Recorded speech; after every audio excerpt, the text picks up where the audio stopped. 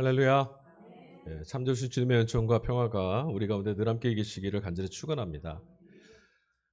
다른 시기에 비해서 사순절 절기와 함께 시작된 3주째 이어지고 있는 이 복음서 말씀 보면 분량이 굉장히 길다라는 생각이 들어요. 일전에 읽었던 주연절까지 읽었던 복음서 말씀보다 이 양 자체가 배가 되는 것 같습니다. 다음 주는 더 깁니다. 분량도 분량이지만 오늘 말씀은 사실 내용을 보면 일관성을 가지고 따라가는 것도 쉽지가 않습니다. 물론 여러분 본문의 주된 사건을 찾아봐라 하면 그건 찾기가 참 쉽죠.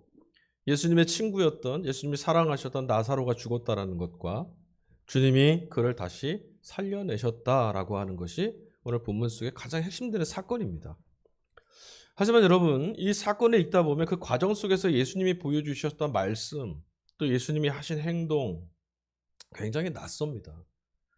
사람이 죽게 생겼다라는 소식을 들으셨어요? 그것도 남도 아니고 자신이 사랑하셨던 또 자신을 사랑하는 그이가 죽게 생겼다는 소식을 들었습니다.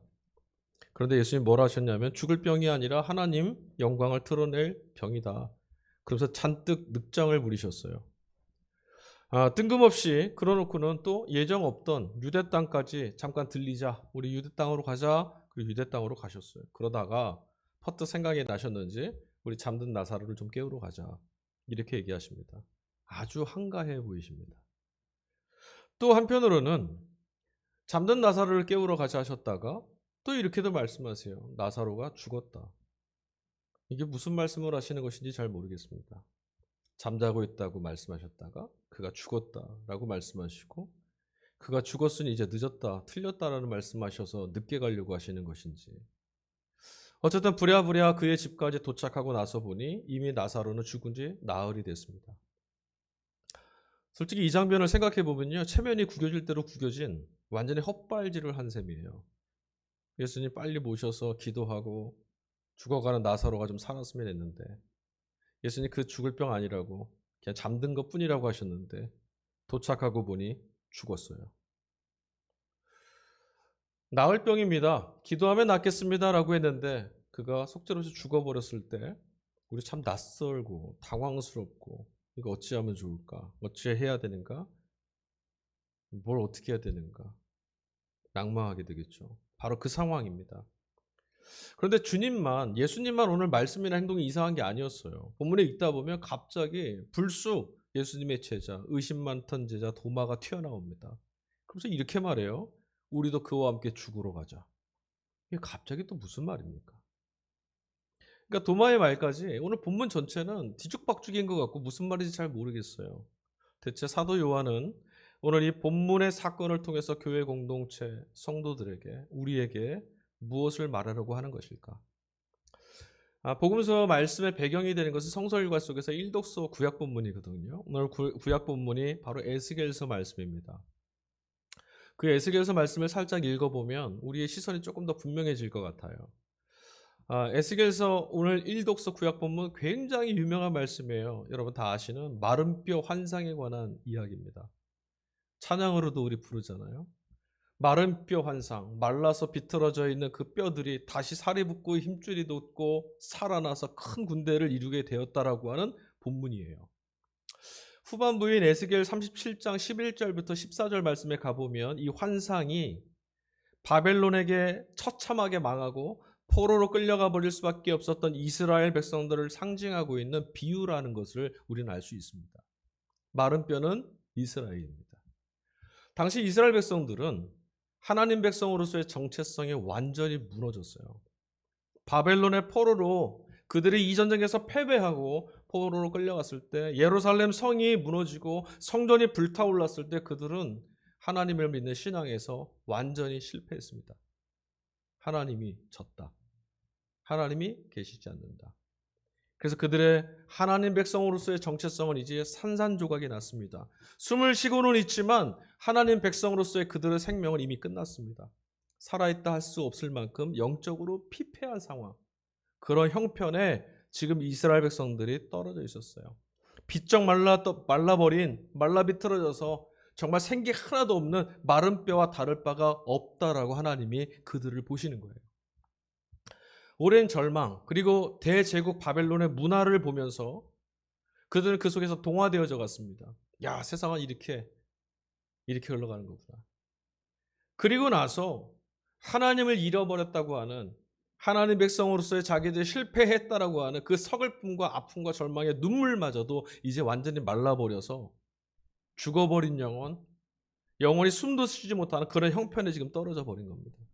선지자 에스겔은 바로 하나님이 보여주신 환상을 통해서 마른 뼈처럼 생명력 없이 무너져버린 이스라엘 백성들에게 하나님이 너희를 회복시키시고 하나님이 너희를 다시 돌아가게 하실 것이다 라고 말씀하고 있습니다. 근데 여러분, 이런 말씀을 듣게 되면 여러분은 어떤 마음이 드십니까? 마른 뼈가 살아나는 이 장면은 오늘 복음서 말씀에서 우리가 읽었던 죽었던 나사로가 다시 살아나는 장면하고 겹쳐지죠. 죽어서 끝장나 버렸는데 다시 소생한대요. 여러분, 이런 말씀 들으면 어떠세요?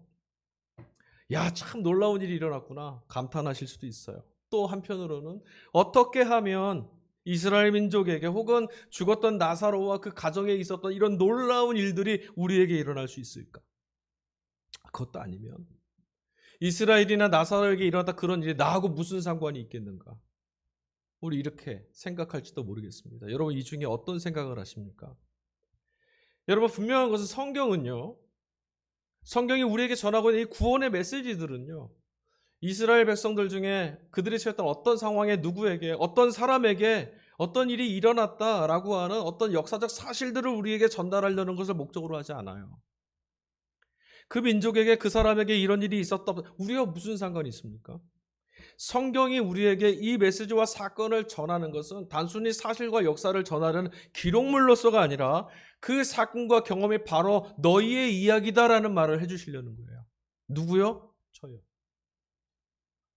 여러분들이 이 사건을 내 얘기라고 들으셔야 돼요. 다시 말하면 내가 지금 이런 형편과 상황에 떨어져 있고 이런 형편에서 떨어지는 나에게 하나님이 말씀하고 계신다. 실제로 여러분, 우리들의 삶은 때때로 이스라엘 백성들이 처했던 이 형편과 상황에 떨어지곤 하죠. 마른 뼈처럼 형편없이 죽어버린 이 죽음과 똑같이 떨어져 버린 이런 형편, 불쌍한 정도가 아니라 처연한 소망 하나도 없는 이런 일들이 우리에게도 찾아와요. 보세요. 어느 날 갑자기 해고당할 수도 있어요. 실직할 수도 있습니다. 실연을 당할 수도 있고 사랑하는 이를 떠나보내야 할 수도 있습니다.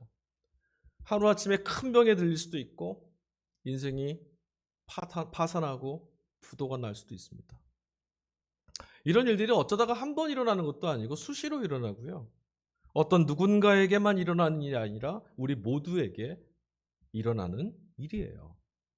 다만 우리는 그런 일은 내게는 있지 않을 거야라고 무시하거나 무관심하거나 이러고 살아가고 있죠. 문제는 우리가 이런 상황에 한번 처하게 되면 생명이 파괴된 이 들판에 널브러진 마른 뼈 같은 상태로 우리가 떨어지고 만다는 거예요.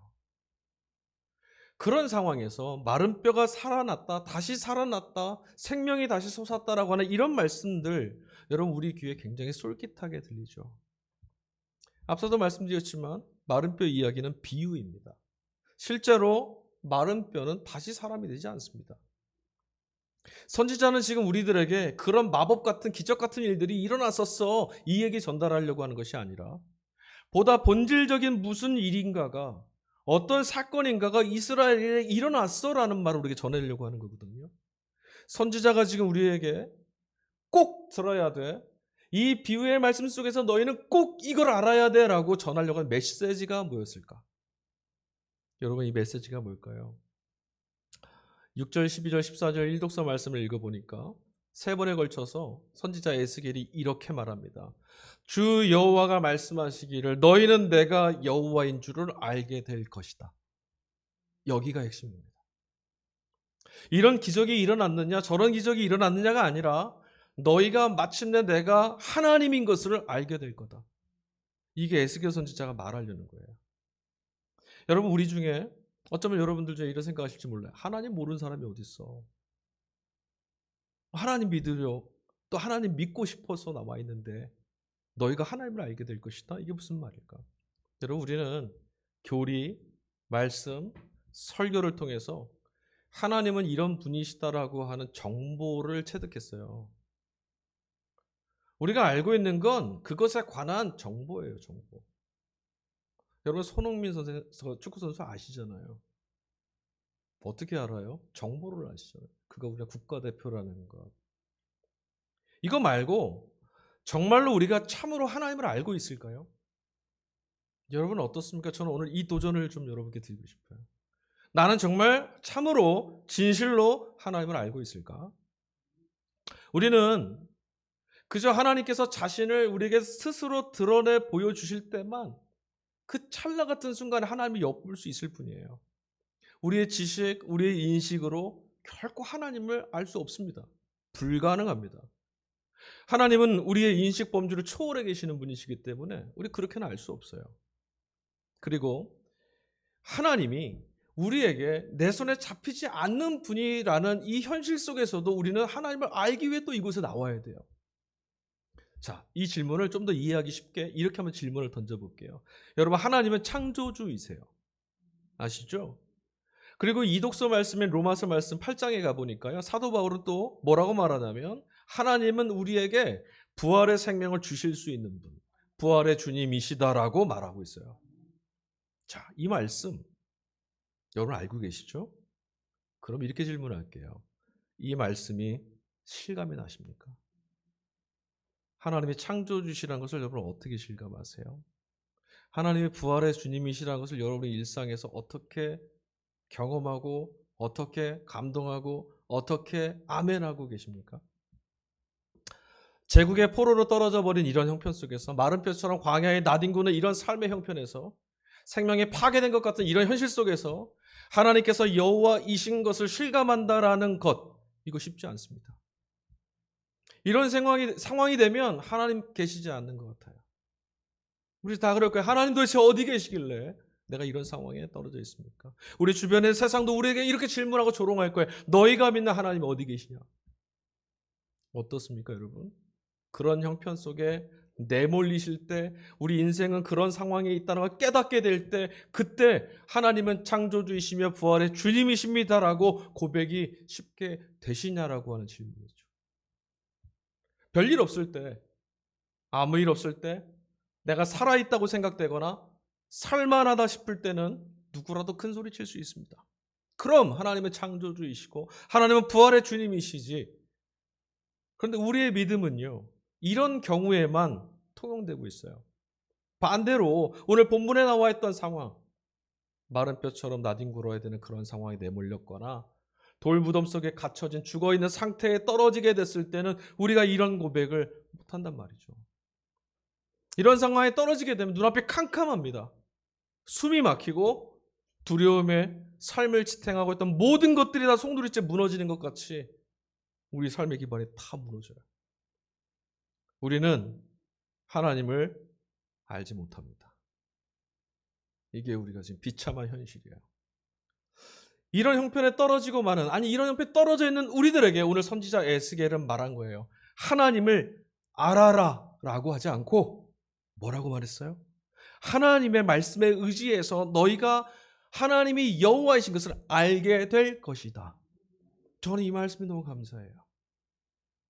만일 너희는 힘써 하나님을 알아라 라고 했다면 저는 절망했을 거예요. 보이지가 않고 눈에 들어오지 않고 깨달아 할 수 없고 믿음을 붙잡기 어려운 이런 형편에는 내게 하나님을 알라니요.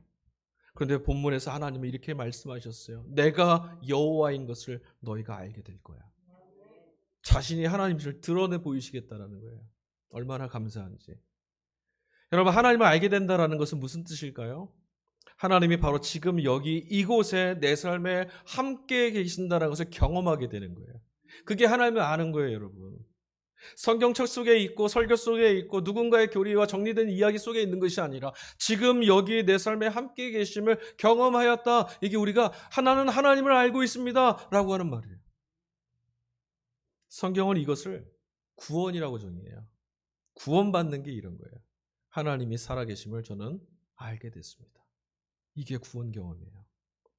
하나님이 여기에 계심을 경험하고 알게 되는 것, 이것이 구원이라는 말씀, 여러분 이게 실감 나셔야 돼요. 이게 실감이 나지 않는 누군가의 전해진 이야기, 얻게 된 정보로만 남아있으면 삶이 변하지 않습니다. 그러나 이 말씀이 그럼요. 하나님이 그렇죠. 이게 경험된 인생은 완전히 달라요. 실제로 여러분, 우리는 늘 형편과 상황과 결과만 들여다보죠. 이것 없어서 죽을 것 같고 저것 없어서 망한 것 같다고 생각하는 이런 상황에 우리 사로잡혀 있습니다. 그런데 기독교 신앙은 절대로 이렇게 말 안 하거든요. 성경은 그런 말을 하신 적이 없어요. 여러분이 갖고 계신 성경 어디를 열어보십시오. 너희는 빵이 없으니 망하게 되었다라던가, 너희가 세상에서 인정을 못 받은 이제 죽게 되었다라던가, 너희 곁에 아무도 없으니 말과 기병이 없으니 너희는 끝났다라고 하는 말씀이 있던가요? 없습니다. 세상의 모든 것들이 우리에게 그렇게 가르쳐주는데 유일하게 성경은 하나님 말씀 우리에게 그렇게 말씀하시잖아요. 성경 우리에게 뭐라 말씀하고 있냐면, 어떻게 정의 내리고 있냐면, 너희가 하나님을 보지 못하고 너희가 하나님의 말씀을 듣지 못하고 너희 안에 하나님 말씀이 없어서 죽게 되었다. 이렇게 정의해요. 그럼 이거 진짜예요. 하나님이 보이지 않으면 절망하게 돼요. 아니, 절망밖에 안 보이는 게 정상이에요. 하나님의 말씀이 들리지 않으니 너희는 죽었어, 망했어, 끝났어라는 소식이 우리에게 실제가 되어 있는 거예요. 여러분, 하나님 아닌 다른 것들 다 좋은 것들입니다. 삶을 풍성하게 해주고 편리하게 해주고 우리에게 유익되는 것들입니다. 그거 부정하는 거 아닙니다. 그런데 여러분, 이것들은요, 있으면 좋고 없어도 괜찮은 거예요. 물론 당장 배고플 수 있어요. 그리고 불편할 수도 있죠. 하지만 생명은 우리가 무엇을 해서 얻어지는 것이 아니라 하나님으로부터만 주어지는 거잖아요. 근데 그게 지금 주어졌어요.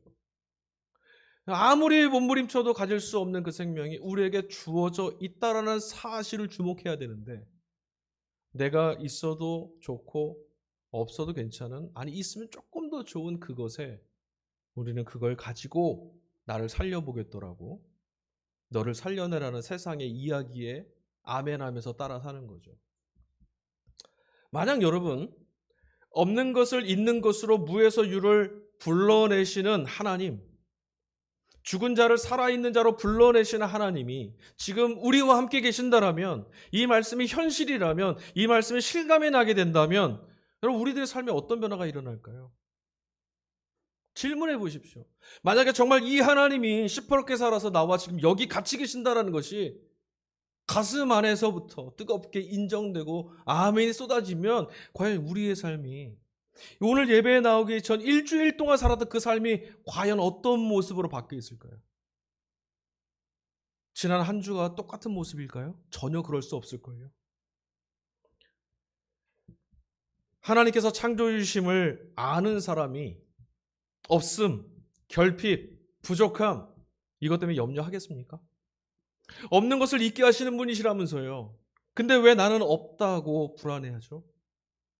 하나님이 부활의 주님이시고 생명의 주인이시랍니다. 그런 하나님을 믿는 사람이 죽을 것 같다고 두려움에 사로잡히겠냐고요. 죽어도 다시 살리시는 분이시라면서요. 그렇잖아요, 여러분. 이건 마치 곡간 속에 먹을 게 잔뜩 있고 그것을 알고 있고 그거 내 것인데 나 어떻게 먹고 살지 염려하는 거랑 똑같은 거예요.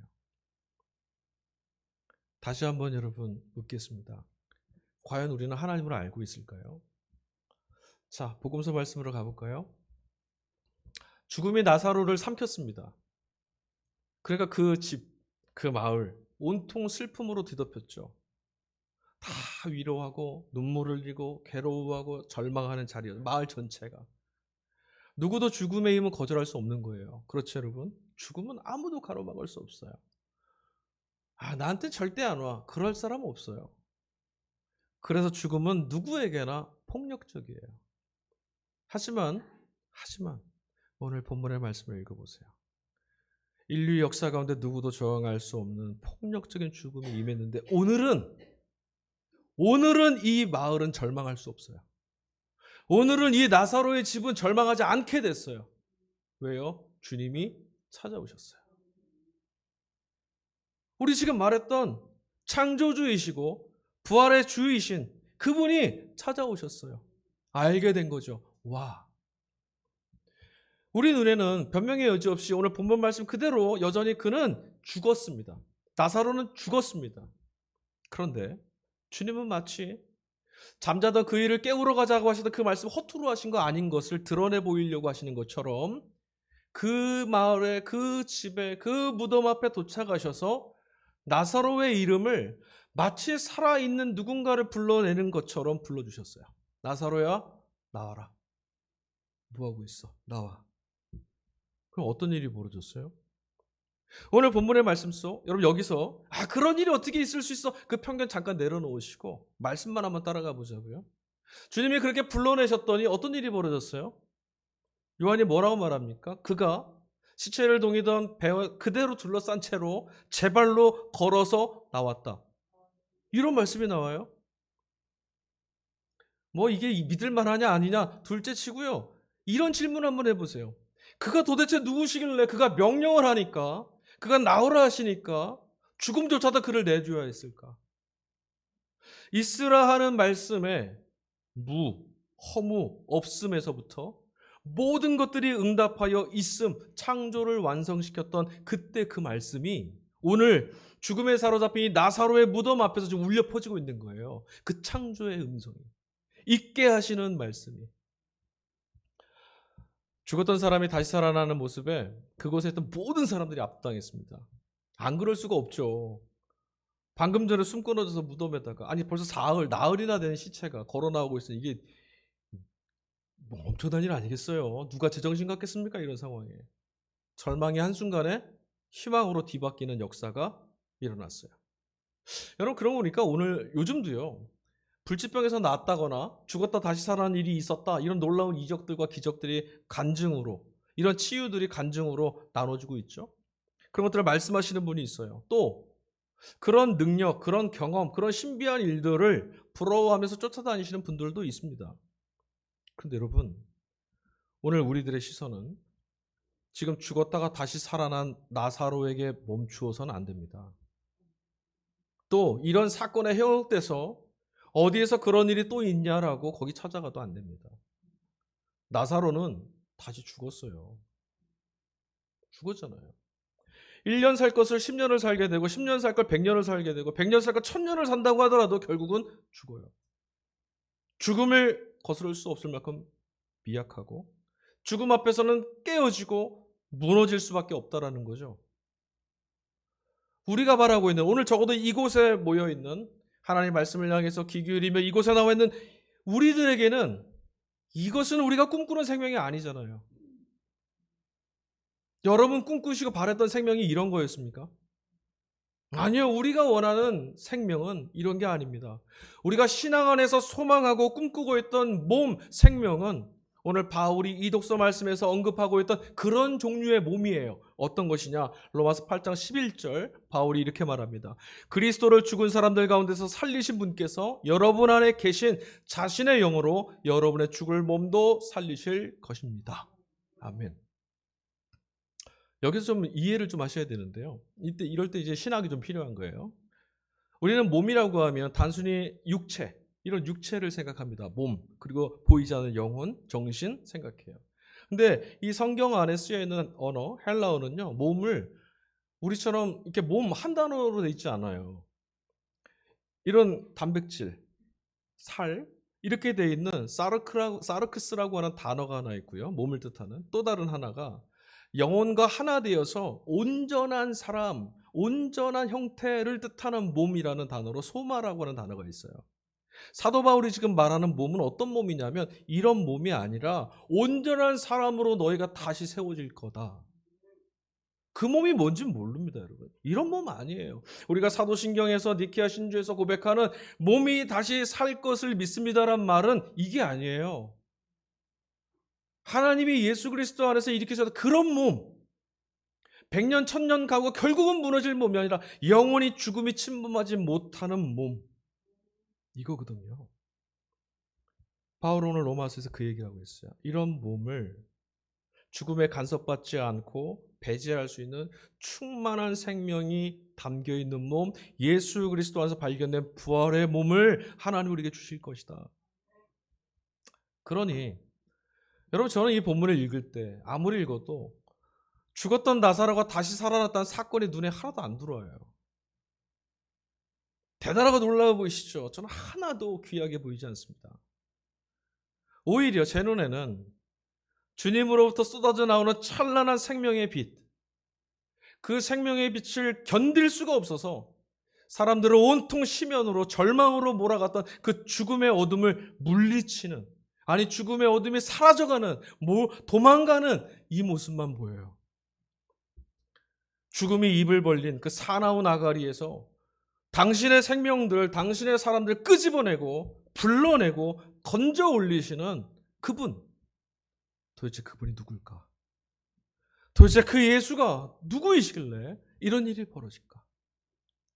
자, 여러분, 본문을 다시 한번 읽어보세요. 사도 요한이 나사로의 사건을 통해서 오늘 우리들에게 단순히 야, 이스라엘에 죽었던 사람이 다시 살아난 일이 있었어, 이 스캔들을 전하려는 게 목적이 아니에요.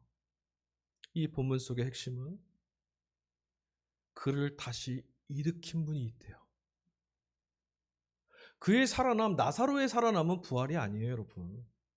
성경이 말하는, 우리가 믿는, 우리가 얻고자 소망하는 바울이 예수 그리스도 안에 있을 때, 그 안에 있을 때 하나님이 주신다고 했던 그 몸은 이런 몸이 아니에요.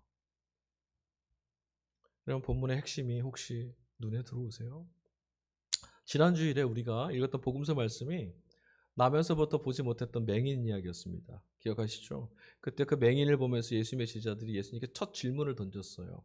그 질문은 요한복음 9장 2절에 나와 있는 그 질문이었습니다. 예수님, 이 안 못 보는 사람은 날 때부터 이렇다고 하는데 누구 죄 때문입니까? 그 부모의 죄 때문입니까? 이 사람의 죄 때문입니까? 라고 물었어요. 주님이 뭐라고 답변하셨는지 혹시 기억하세요? 예수님께서 3절 답변의 후반절에 이렇게 말씀하셨습니다. 그의 죄도 아니고 그의 부모의 죄도 아니다. 이 일은 하나님께서 하시는 일을 그에게서 드러내 보이시려고 하시는 것이다. 그런데 여러분, 지난주에 하셨던 이 말씀을 오늘도 본문 속에 동일하게 하세요. 11장 4절에 가니까 나사로를 두시면서 이렇게 말씀하십니다. 이 병은 죽을 병이 아니라 오히려 하나님의 영광을 드러낼 병이다. 이것으로 말미암아 하나님의 아들이 영광을 받게 될 것이다. 여기가 핵심입니다. 여러분, 하나님의 영광이라는 것은 하나님만이 하실 수 있는 일입니다. 제가 마르지 않고 계속 말씀드리는 거예요. 하나님만이 하실 수 있는 일이 영광이에요. 하나님만이 하실 수 있는 일이 뭐죠? 구원이에요. 하나님께서만이 하시는 일이니까 우리 스스로는 결코 행할 수도 경험할 수도 없어요. 하나님께서 행하시고 역사 속에서 당신을 드러내셔야만 우리는 하나님의 영광을 엿볼 수 있어요. 그러므로 여러분, 하나님이 하시는 일을 보고 듣고 경험한 고백 안에서만 하나님께 영광일 수 있어요. 우리는 그런데도 자꾸 더 많이, 더 화려하게, 더 세를 과시하고 웅장하게 보이게 한 무엇인가를 통해서, 그것을 통해서 만족함으로 하나님께 영광이라고 고백하려고 해요. 이제 부활절이 되면 또 교단과 교파들이 함께 또 부활절 칸타타도 하고 함께 연합예배도 드리겠죠. 참 좋은, 참 아름다운, 참 바람직한 예배의 자리인데 저는 그 안에 약간 상실감이 있어요. 아픔 속에 있는 절망하는 한두 사람의 삶 가운데도 하나님만이 하실 수 있는 일이 일어나면 영광인데 왜 우리가 이만큼 해서 영광 올린다고 할까? 하나님 영광 모르는 거예요. 하나님에 관한 얘기만 들었어요. 이런 건 자기 만족이에요. 에스겔이 외쳤던 하나님께서 이스라엘 민족을 지키고 살리고 회복시킨다는 예언, 이스라엘이 할 수 없었잖아요. 역사의 주권자로서 하나님만이 이 일을 하실 수 있습니다. 그래서 에스겔은 하나님은 영광이시다라고 말할 수 있었어요. 여러분, 하나님이 역사의 주관자이시라는 이 말씀, 여러분 이거 상투적으로 들으시면 안 돼요. 여러분, 정말 하나님이 역사를 주관하십니까? 하나님이 역사의 주관자시라는 말씀은요, 지금 당장 하나님이 눈에 보이지 않는다라는 걸 전제로 해요. 역사라는 것은 지나야 되고요. 끝까지 가야 되고요. 마침내 알게 되는 거예요. 그러니 하나님의 역사의 주관자시라는 말씀을 고백하는 이들은 내가 저 끝까지 달려가 봤을 때 하나님이 어떻게 일하신지를 내가 알고 있어. 그분은 마침내 이 일을 이루실 분이라고 내가 알고 있어라는 걸 고백하는 거거든요. 바벨론의 포로로 끌려가고 평안이 깨지고 악인들이 득세하고 억울함이 가득한 삶이 정말 무의미하고 허무한 그렇게 내몰린 삶이랄지라도 하나님께서 역사를 주관하시는 분입니다라고 고백하는 것은 그렇지 않다라는 거죠. 세상은 다 그렇게 말한다 하더라도 아니야, 하나님은 달라. 하나님이 계시면 다를 수 있어. 아니, 하나님은 이것과 전혀 다른 일을 행하실 거야. 하나님이 하실 수 있으신 일을 하실 거야. 여러분, 이거 어렵거든요. 그러니까 이거 헛들어 들으시면 안 돼요. 당연하지. 그게 아니라 정말 여러분의 인생과 삶에서 그럼요, 하나님 역사의 주관자이세요. 그러니 내 인생도 하나님이 주관하세요. 여러분, 이게 쉽다면 예언자가 구태여 목 아프게 이거 외쳤겠어요? 쉽지 않아요. 그런데 주님이 하나님의 아들이 영광을 받을 것이라고 말씀하셨습니다. 하나님의 아들은 예수님이잖아요. 그럼 예수님이 영광을 받으신다. 이 말은 하나님께서 예수님을 통해서 하나님만이 하실 수 있는 일을 보여주시겠다라는 말이에요. 우리가 예수님을 왜 하나님의 아들로 믿냐면 예수님 안에서만 하나님이 하실 수 있는 일이 일어났거든요. 예수님 안에서 우리가 발견할 수 있게 되는 하나님만이 하실 수 있는 일, 그게 뭡니까?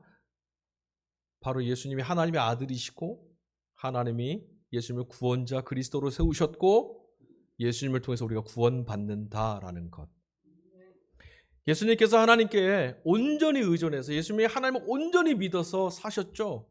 십자가, 죽음, 부활, 이거 모두 다 하나님 말씀하신 그대로를 이루어내신 삶의 자리예요.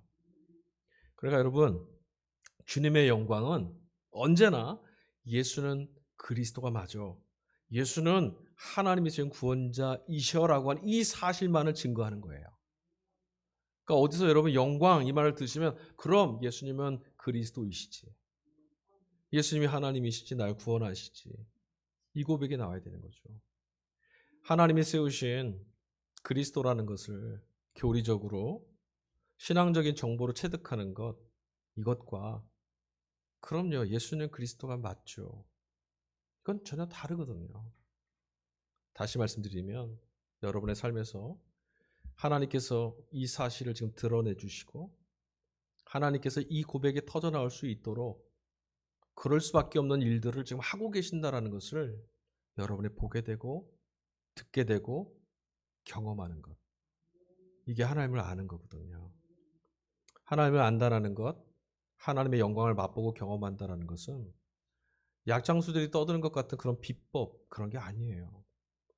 계시하시고 드러나야만 하기에 여전히 아득할 수 있어요. 하지만 우리는 주님의 말씀 안에서 이 아득한 하나님의 영광, 우리가 어떻게 하나님을 알 수 있느냐라고 하는 이 질문에 대한 답을 찾을 수 있습니다. 오늘 40절 말씀에 예수님이 이렇게 말씀하셨어요. 네가 믿으면 하나님의 영광을 보게 되리라고 내가 나한테 말하지 않았냐?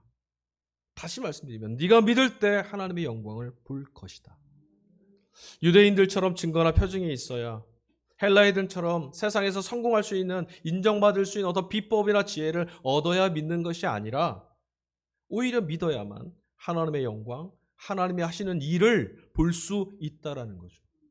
이 믿음은 우리 자신의 확신이나 만족 같은 수준의 것은 아니라는 것을 근데 분명히 아셔야 돼요. 이 믿음은 하나님께 자신의 온 인생과 삶을 맡긴 채 십자가로 향하셨던 예수 그리스도의 믿음이고요. 이 믿음은 자신들의 인생 전체를 예수 그리스도의 운명, 그 운명에 걸었던 사도들의 믿음이었고요. 이 믿음은 사도들이 전했던 증언과 가르침에 자신들의 처해 있는 삶을 일치시키고 걸어왔던 교회와 성도들의 믿음이에요. 비록 세상의 눈으로 보면 망하게 됐고요. 실패하게 됐고요. 끝장나 버렸고요. 우울함에 밀려오죠. 그래도 역사의 주권자이신 하나님이 지금 여기 살아계시다는 사실, 하나님 나라가 가까이 와 있다는 사실에 운명을 걸고 살아가는 것, 이게 예수 그리스도를 믿는 하나님의 영광을 바라본 하나님을 아는 이들의 믿음이고 삶의 응답의 방식이에요. 좌로나 우로나 치우치지 않고 그 길을 따라 걸어갈 수 있게 됐어요.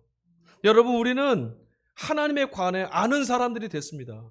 예수 그리스도 안에서 하나님의 영광을 볼 수 있게 됐고, 예수 그리스도 안에서 하나님이 우리에게 무슨 일을 이루시는 분이신지도 알게 됐고, 예수 그리스도 안에서 하나님은 우리의 불신과 우리의 믿음 없음과 우리의 능력 없음에도 불구하고 여전히 우리를 향하신 약속을 이행하시고 실천하시고 이루어내시는 분이란 걸 알게 됐잖아요.